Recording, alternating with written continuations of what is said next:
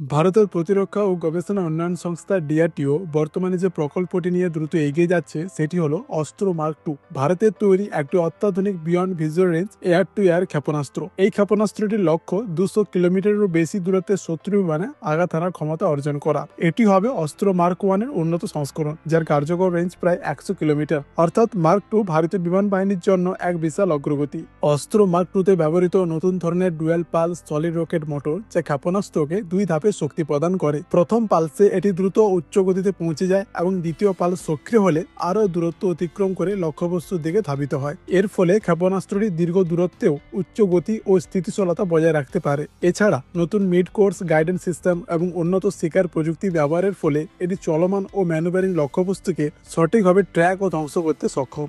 এই ক্ষেপণাস্ত্রের আরেকটি বিশেষ দিক হল এর উন্নত ইলেকট্রনিক কাউন্টার মেজার বা ইসিসিএম ব্যবস্থা। আধুনিক যুদ্ধে শত্রুপক্ষ প্রায় রাডার জ্যামিং বা ইলেকট্রনিক বিভ্রান্তি সৃষ্টি করে ক্ষেপণাস্ত্রের পথ ভুলিয়ে দেয়, কিন্তু অস্ত্র মার্ক টুতে থাকা শক্তিশালী ইসিসিএম ক্ষমতা সেই জ্যামিং প্রতিরোধ করে সঠিকভাবে লক্ষ্যবস্তুতে পৌঁছতে সাহায্য করবে। এই বৈশিষ্ট্য এটিকে আধুনিক যুদ্ধক্ষেত্রেও আরও কার্যকর করে তুলবে। ডিআরডিও এই প্রকল্পের পাশাপাশি ভারতীয় সেনা ইতিমধ্যেই অস্ত্র মার্ক ওয়ান ক্ষেপণাস্ত্র গ্রহণ শুরু করেছে। Sukhoi 30 MKI, Tejas mark one এবং মিগ-29 আপগ্রেড যুদ্ধবিমানগুলিতে 280টিরও বেশি অস্ত্র মার্ক ওয়ান যুক্ত করা হচ্ছে।